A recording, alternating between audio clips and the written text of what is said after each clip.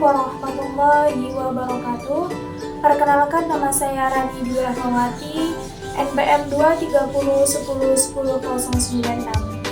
Di sini saya akan menjelaskan mengenai ayat-ayat Al-Quran tentang manusia.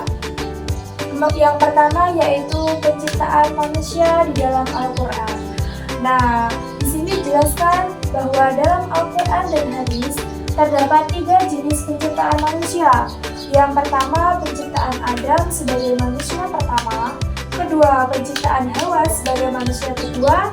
Dan yang ketiga, penciptaan keturunan Adam melalui proses reproduksi. Yang pertama, kita akan menjelaskan penciptaan Adam sebagai manusia pertama.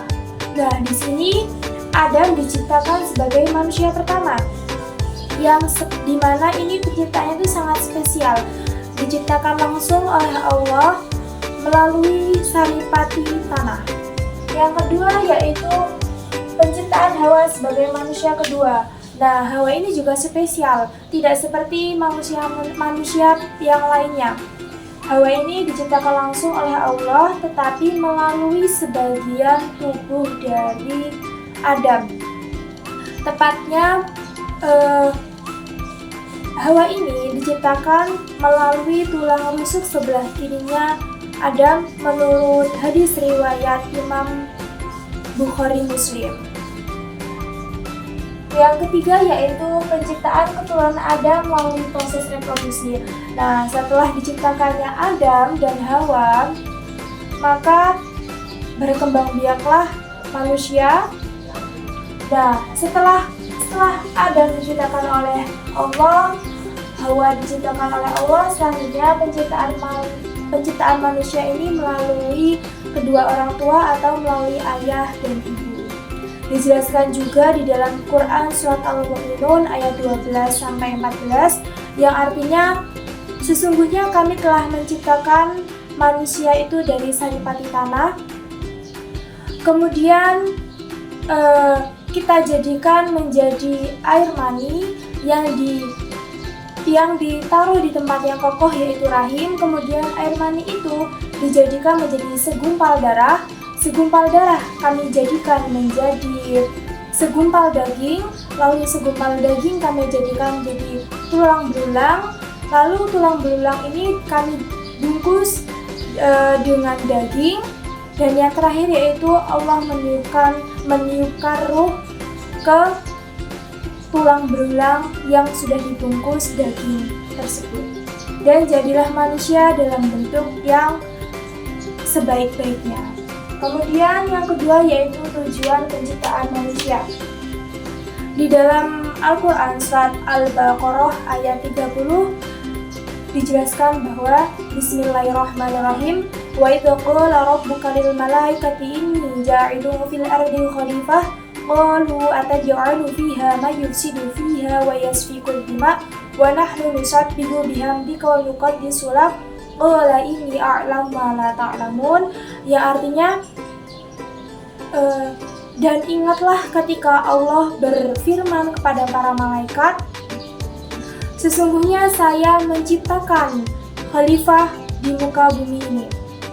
Kemudian malaikat bertanya kepada Allah, mengapa engkau menciptakan khalifah di muka bumi ini yang ia akan menyebabkan kerusakan dan menumpahkan darah?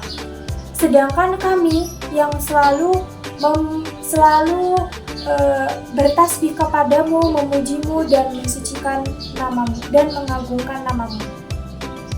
Kemudian Allah berfirman lagi, sesungguhnya aku mengetahui apa yang tidak kamu ketahui.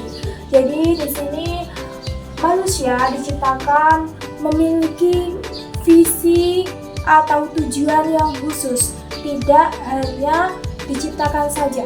Salah satu tujuan diciptakannya manusia yaitu untuk beribadah kepada Allah dan juga menjadi khalifah di muka bumi yang bertugas menjaga serta mengelola alam dengan penuh tanggung jawab.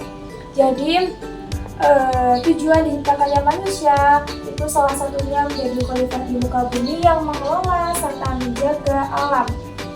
Sebagai manusia kita harus menjaga alam sekitar, tidak merusak alam sekitar, mengelola, dan lain sebagainya. Kemudian ada kekurangan manusia dalam pandangan Al-Quran.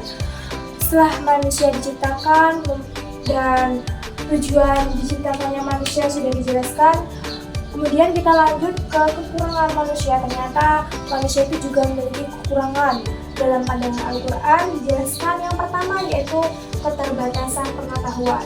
Nah, manusia ini memiliki keterbatasan pengetahuan. Pengetahuannya tuh hanya sedikit jika dibandingkan dengan Allah.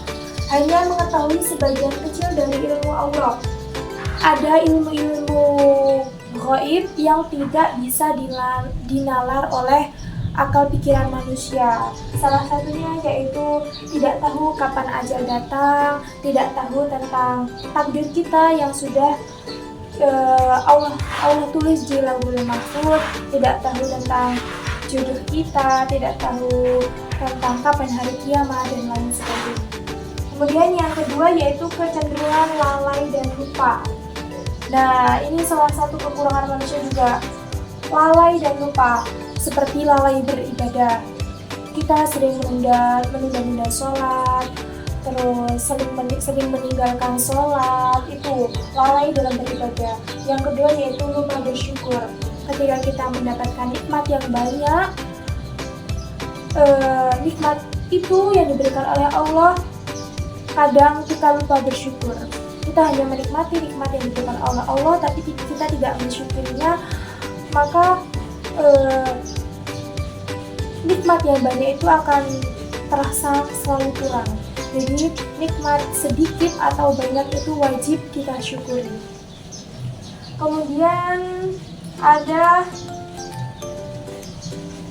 lupa akhirat. Nah, ini salah satu kecenderungan lalai dan lupa atau kekurangan manusia, yaitu lupa dengan akhirat. Kita hanya mementingkan duniawi, masalah duniawi, kesenangan duniawi, dan waktu kita selama di dunia itu hanya digunakan untuk senang-senang saja.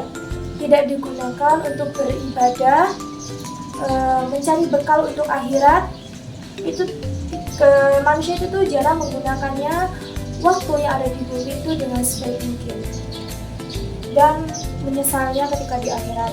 Kemudian yang ketiga itu kelemahan moral dan hawa nafsu, seperti berbohong dalam hal sesuatu untuk kepentingan diri sendiri, terus iri dengki dengan pencapaian orang lain, lalu mudah marah, susah untuk mengontrol emosi, kemudian malas beribadah dan lain sebagainya. Ini yang dapat saya sampaikan tentang penciptaan manusia dalam Al-Quran, tujuan penciptaan manusia dan kekurangan manusia dalam pandangan Al-Quran. Semoga apa yang saya sampaikan dapat bermanfaat. Kurang dan lebihnya saya mohon maaf, kepada Allah saya mohon maaf ampun. Wabillahi taufiq wal hidayah. Saya akhiri. Wassalamualaikum warahmatullahi wabarakatuh.